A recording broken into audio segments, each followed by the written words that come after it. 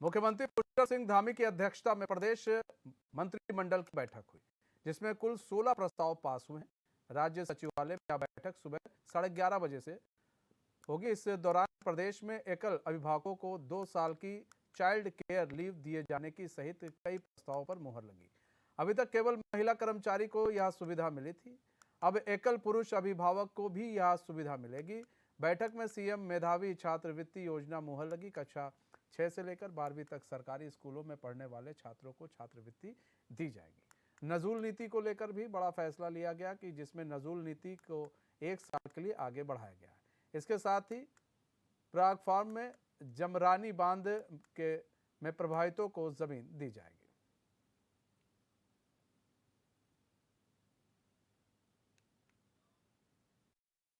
ये भी था कि कोई बहुत ही अच्छा इसमें प्राग फार्म में जो वहाँ किसान हैं उनको जगह देने का निर्णय लिया गया। प्राग फार्म वही उधम सिंह नगर जिले में है। तो सरकारी ज़मीन है, सीलिंग से जो ज़मीन आई थी अभी सरकार के कब्ज़े में है।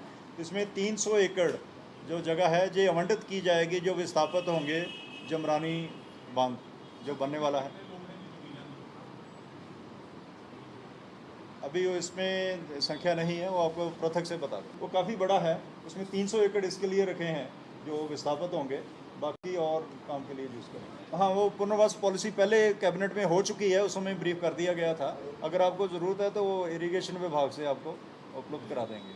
कितने लोग हैं और प्रति व्यक्ति कितनी ज़मीन, वो तय हो गया, पहले तय हो चुका है कैबिनेट द्वारा।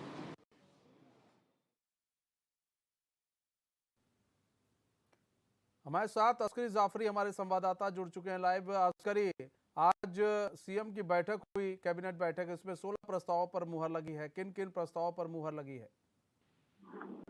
बिल्कुल, देखिए मनीष, आज बहुत महत्वपूर्ण बैठक सचिवालय में हुई, जिसकी अध्यक्षता मुख्यमंत्री पुष्कर सिंह धामी ने की है। जिसमें 16 प्रस्ताव आए थे कैबिनेट में, सभी पर जो है मुहर लग गई। इसमें अगर हम खास तौर से बात करें, इसमें कक्षा 6 से 10 तक के लिए अधिक से अधिक अंक जो लाने होंगे 70% लाने होंगे, और ऐसे तमाम छात्रों को जो है छात्रवृत्ति दी जाएगी। 75% इसमें अटेंडेंस भी जरूरी है। इसके अलावा अगर हम बात करें, जो सबसे बड़ा और अहम फैसला लिया गया है, उत्तराखंड की जो तमाम परीक्षाएं जिससे आमतौर पर देखा जाता था कंपार्टमेंट लग जाती थी, तो उनको जो है एक विषय के लिए छूट दी जाती थी। अब 2 विषयों में परीक्षाफल सुधार परीक्षा का मौका मिलेगा। इसके साथ ही जो तमाम छात्र परीक्षाओं में फेल हो जाते हैं, वो अपने अंक सुधारने के लिए भी परीक्षाएं दे सकते हैं। तीसरी अगर हम बात करें, प्रदेश के शहरों के हिसाब से अग्निशमन विभाग को 7 श्रेणियों में जो है वो बांटा गया है। प्रत्येक श्रेणी में अलग अलग सुविधाएं मिलेंगी। ऐसा प्रस्ताव भी आज कैबिनेट में आया था, जिसमें कैबिनेट ने जो है अपनी मंजूरी दे दी है। इसके अलावा चौथे प्रस्ताव की अगर हम बात करें मनीष, तो इसमें प्रदेश में 955 बीआरसी और सीआरसी के जो है 40,000 रुपए प्रति माह के वेतन पर आउटसोर्सिंग एजेंसी के माध्यम से जो है जो लोग हैं वो रखे जाएंगे। इसके अलावा पर्यटन विभाग ने एयर स्पोर्ट्स, पैराग्लाइडिंग आदि के लिए एक नियमावली बनाई है, जिसके पास लाइसेंस होगा वो ही पैराग्लाइडिंग कर पाएगा, वरना अगर कोई बिना अनुमति के, राज्य सरकार की अनुमति के बिना या पर्यटन विभाग की अनुमति के बिना पैराग्लाइडिंग करवाता हुआ पाया गया, तो उसके ऊपर 50,000 रुपए के जुर्माने का प्रावधान भी रखा गया है। इस तरह की जो है मंजूरी भी आज कैबिनेट में प्रस्ताव को दी है। इसके अलावा शासकीय स्कूलों में 2016 में जो फैसला लिया गया था, जिसमें 5 साल में प्रबंधन समिति के चुनाव होने थे, अब उसको घटाकर 3 साल किया गया है। इसके अलावा जो 7वां मत आया था कैबिनेट में, इसमें वाणिज्यिक अधिकारी सेवा नियमावली में संशोधन पर मोहर लगी है। अब वाणिज्यिक को अब राज्य कर कहा जाएगा, और इसके अलावा जो आयुक्त कर हैं, उनको आयुक्त राज्य कर और मनोरंजन करके 9 पद जो है वो भी आरक्षित किए गए हैं। इसके अलावा 8वां जो सबसे बड़ा मत मनीष आया था, इसमें वित्तीय समिति के अधिकार बढ़ाए गए हैं। 1 करोड़ के बजाय अब 10 करोड़ तक के वित्तीय अधिकार जो है वो होंगे। इस तरह की तमाम बातें जो हैं आज कैबिनेट में आई हैं, तमाम जो प्रस्ताव हैं वो कैबिनेट में रखे गए। इसके अलावा भारत खंडे हिंदुस्तानी संगीत महाविद्यालय की नियमावली को भी मंजूर कर लिया गया है। लंबे समय से ये नियमावली अटकी हुई थी। इसके अलावा 10वां जो मत आया था पर्यटन विभाग का, उसमें प्रदेश में इको टूरिज्म को बढ़ावा देने के लिए इको टूरिज्म स्तर पर होने वाली कमाई का 10% जो है वो हिस्सा ट्रेजरी में जमा होगा। उसके अलावा 90% हिस्सा स्थानीय समिति के पास होगा। वो जो तमाम जो रकम होगी वो रकम वहाँ के स्थानीय जो विकास कार्य हैं उनमें खर्च कर सकेंगे। इसके अलावा जो 11वां सबसे महत्वपूर्ण मद माना जा रहा है, इसमें खास तौर से हम बात करें जो एकल अभिभावक होते हैं, उन पहले एक प्रावधान था कि तमाम जो महिला कर्मचारी हैं उनको छूट दी थी कि आप अपने बच्चे की देखभाल कर सकते हैं, चाइल्ड केयर कर सकते हैं, आप 2 साल की लीव आपको मिल सकती है। लेकिन अब इसमें पुरुष को भी शामिल लिया गया है, यानी जो एकल पेरेंट पुरुष होगा उसको भी सुविधा का लाभ मिल सकेगा। इसके अलावा जो 40% से ज्यादा जिनके बच्चे हैंडीकैप हैं, उनकी जिनका अब उम्र 18 साल है, उनको भी इसका जो है सीसीएल का लाभ मिल पाएगा। बहुत बड़ा जो फैसला है धामी कैबिनेट ने किया है, क्योंकि बहुत लंबे समय तक की व्यवस्था चली आ रही थी जिसमें सिर्फ महिलाओं को जो है छुट्टी दी जाती थी अपने बच्चों की देखभाल के लिए। लेकिन कई सारे केसेस इस तरह के आए हैं जिनमें जो पुरुष हैं वो एकल पेरेंट हैं, एकल अभिभावक हैं, उनको भी अब सुविधा मिलेगी। इसके अलावा अगर हम बात करें मनीष, 12वां जो सबसे बड़ा मद है वो स्किन सोल्यूशन हॉट प्लांट के लिए बनी जो स्थायिक सेक्शन कमेटी है, उसमें पॉल्यूशन बोर्ड के सदस्य को भी रखा जाएगा, क्योंकि कई पॉल्यूशन बोर्ड की शिकायतें भी इसको लेकर आ रही थी। इसके अलावा 13वां जो मद आया था कैबिनेट में, वो प्रदेश में निराश्रित जो गौवंश है, जो आमतौर से हम देखते हैं सड़कों पर जो हमारे गौवंश है वो आवारा घूमते हैं, उनके लिए, उनके संरक्षण के लिए 30 रुपए के बजाय 80 रुपए जो है कर दिया गया है, यानी कि एक गाय या बछड़े के ऊपर आप 80 रुपए तक खर्च कर सकेंगे। और इसके अलावा जो एक अतिरिक्त अधिकार जिलाधिकारी को भी दिया गया है, वो अपनी तरफ से जो तमाम जिलाधिकारी हैं वो भी इसके लिए बजट जारी कर सकते हैं।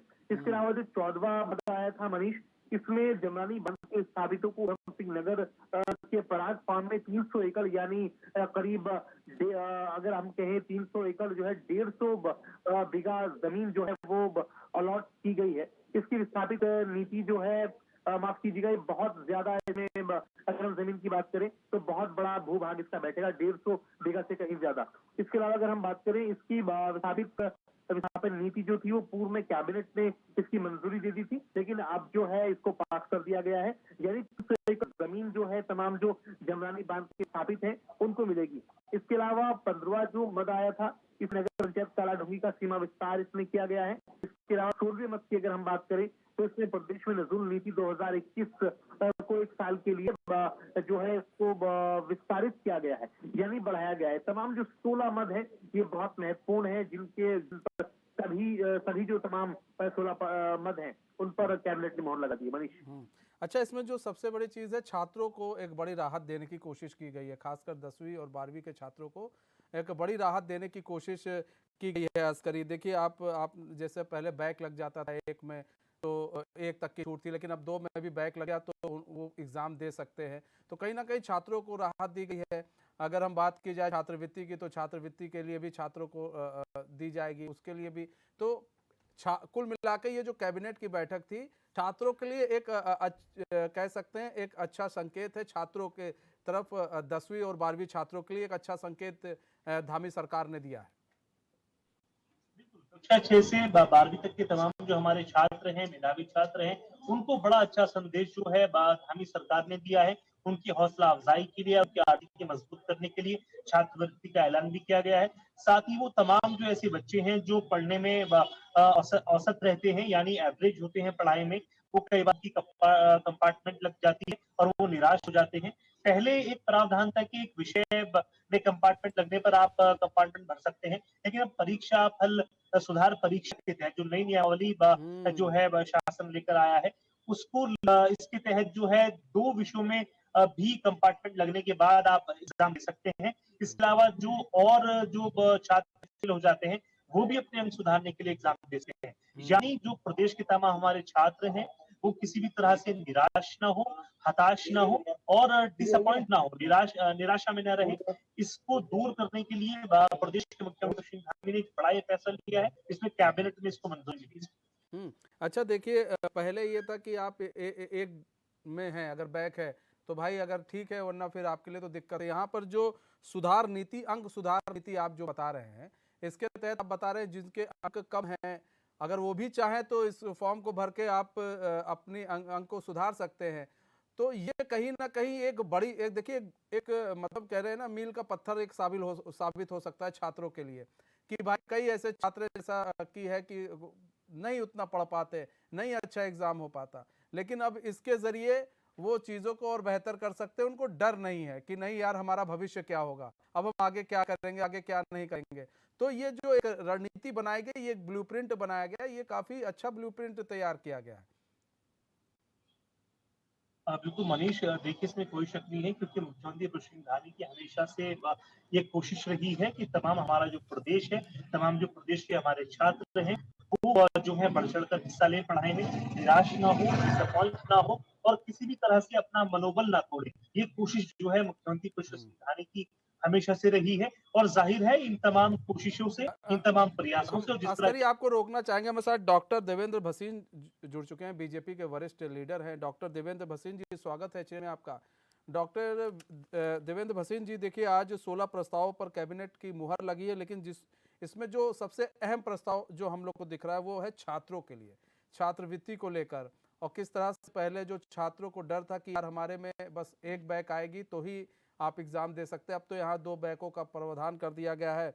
अंक सुधार नीति के तहत आप अगर किसी के अंक कम है तो वो फॉर्म भर के अपने अंक को भी सुधार सकते हैं। तो छात्रों की तरफ विशेष ध्यान दिया गया है, क्योंकि इस बार जिस तरह से अंक कम आए हैं बच्चों को, उसको देखते हुए ये एक बड़ी राहत के रूप में इसको देखा जा रहा है, ताकि उत्तराखंड में भी छात्र ज़्यादा से ज़्यादा पास हों 12वीं और 10वीं में। कि आज कैबिनेट की बैठक में 16 प्रस्तावों को मंजूरी मिली है। जी इनमें शिक्षा के संबंधित प्रस्ताव हैं, जी। इको टूरिज्म संबंधित प्रस्ताव हैं और इसके अलावा जो स्कूलों की प्रबंधन समिति है, इनका कार्यकाल 5 साल रहता था, अब उसको 3 साल कराने की बात कही गई है। इसी प्रकार से जो बैक पेपर की बात की, उसमें 2 विषय में फेल होने पर भी छात्रों को मौका दिया जाएगा और ये अपने आप में बड़ा महत्वपूर्ण निर्णय है। इसके अलावा जो उत्तराखंड में अग्निकांड की घटनाएं बढ़ रही हैं जी, तो इसके लिए अब फायर ब्रिगेड को 7 श्रेणी में बांटने का निर्णय लिया है। एक बहुत बड़ा काम और हुआ है, ये हुआ है कि अब तो चाइल्ड केयर लीव में पहले क्या था कि महिलाओं को छुट्टी मिलती थी, लेकिन आमतौर पर ये देखा गया है कि बच्चे जो है वो केवल माता पर निर्भर करते हैं, माता उस समय कमजोर होती है, तो ऊपर से फिर ये हुआ कि इसमें पिता को भी दिया जाए और वो निर्णय आज हुआ है। उसमें जो है चाइल्ड केयर लीव जो है वो माता के साथ पिता को भी दी जाएगी और ये अपने आप में एक बहुत बड़ा निर्णय है। इसी प्रकार से जो वित्त विभाग के वाणिज्य कर अधिकारी की सेवा नियमावली है, उसको भी संशोधित किया गया है और एक बड़ा निर्णय ये भी हुआ है कि जो निराश्रित गौवंश को लेकर के गांधी हाउस को दिया जाता था गौवंश को, पहले उसकी जो राशि थी प्रतिदिन खाने पिलाने के लिए गौवंश को 30 रुपया थी, वो कम पड़ जाती थी और दिक्कत थी तो उसको बढ़ा करके 80 रुपया कर दिया गया। इसी प्रकार से जो नजूल भूमि को जो है बड़ा फैसला लिया गया है और नजूल नीति को जो है वो 1 साल के लिए आगे बढ़ाया गया है। और इसके अलावा उत्तराखंड के जो मेधावी छात्र हैं उनको छात्रवृत्ति के माध्यम से मदद करने की बात की गई है और 6 से 12 कक्षा तक के बच्चों को ये छात्रवृत्ति दी जाएगी और लेकिन ये भी रहेगा कि उन्हें 80% अंक जो है वो लेने होंगे। अगर हम देखें तो आज जो 16 प्रस्ताव पारित हुए हैं उसमें विभिन्न विभागों के और विभिन्न क्षेत्रों के जो है स्थितियाँ उसको काफी अच्छे स्तर पर ठीक किया जा रहा है और ये मोदी जिस प्रकार से धामी जी एक विजन के साथ काम कर रहे हैं, ये उसका अपने आप में प्रमाण है। एक चीज़ और भी देवेंद्र जी देखिए समझना चाहेंगे कि आप देखिए फायर ब्रिगेड की बात करें तो अब इसे 7 श्रेणियों में बांटा जा रहा है, क्योंकि वनाग्नि काफ़ी बढ़ रही है और बात करें तो काफ़ी जो जंगल है वो जलकर खाक हो चुके हैं। में ये भी आप लोग के लिए एक सिरदर्द बना हुआ है कि भाई जंगलों में आग लगातार बढ़ रही है और कई हेक्टेयर जंगल जलकर खाक हो चुके हैं। अगर बात करें वन विभाग की, तो वन विभाग का सर उतना जितना रोल होना चाहिए उतना रोल दिखा नहीं है। तो ऐसे में, ऐसी स्थिति में, ऐसी परिस्थिति में भी क्या ऐसे मतलब जो अधिकारी हैं उनके साथ मीटिंग कर या फिर उन पर कोई कार्रवाई करके कोई नज़ीर पेश की जाएगी? पहली बात तो ये कि अग्नि की जो घटनाएं हैं उनको बहुत संवेदनशीलता से लिया गया है और जो सरकार के द्वारा प्रयास किए गए हैं, तो अगर हम तुलनात्मक रूप से देखेंगे तो पहले की वर्षों की अपेक्षा इस बार जो है वो अग्नि घटनाएं कम हुई हैं, लेकिन फिर भी घटनाएं आगे और कम होनी चाहिए और अगर कहीं घटना होती है तो काल जो है वो कार्रवाई होनी चाहिए। हम देखते हैं कि अब जो फायर ब्रिगेड को जिस प्रकार से 7 श्रेणी में बांटा गया है, इसके तहत ये भी तय हुआ है कि मैदान के साथ साथ पहाड़ के शहरों में भी फायर ब्रिगेड तैनात रहेगी, जिससे कि अगर कहीं आग लग जाए तत्काल शहरों से जो है वो प्रभावित क्षेत्र है और भेजा जा सके। इसके अलावा जनता को इस पूरे प्रक्रिया में शामिल रखने के लिए विशेष तौर पर प्रयास किए जा रहे हैं, जिनको भी बिना जनता के सहयोग से अग्नियों पर जो है वो रुकावट नहीं की जा सकती, उनको रोका नहीं जा सकता। इसके लिए जो हमारी ग्राम पंचायतें हैं, वन पंचायतें हैं, उनको सशक्तिकरण के माध्यम से उनको और अधिक प्रभावी बनाने की दिशा में बहुत अच्छा कार्य हो रहा है। और साथ ही जो है जो फायर लाइन होती है उसके लिए भी काम हुआ है। इसके अलावा जो टेक्नोलॉजी है, हम जो है सैटेलाइट के माध्यम से कहाँ आग लगी है, जब तक सूचना नीचे देर से पहुंचेगी मानव के माध्यम से किसी और माध्यम से, तो सैटेलाइट से तत्काल आ जाएगी सूचना। तो उसके लिए तत्काल जो है वो सहायता के लिए और उसको रोकने के लिए कार्रवाई की जा सकेगी। इन सब बातों की दृष्टि से चीजें आगे बढ़ रही हैं और पहले की अपेक्षा काफी सुधार भी आया है। और जहाँ पर कहीं लापरवाही की स्थिति है तो निश्चित तौर पर धामी जी की सरकार के रूप में लापरवाह अधिकारियों को बख्शने की स्थिति में नहीं है और ऐसे लोगों के खिलाफ कार्रवाई होती रही और अब भी हो। ठीक है देवेंद्र भसीन जी, बहुत बहुत धन्यवाद हमारे साथ जुड़ने के लिए और अपना बहुमूल्य समय देने के लिए। बहुत बहुत धन्यवाद अस्करी हमारे साथ जुड़ने के लिए और तमाम जानकारी देने के लिए।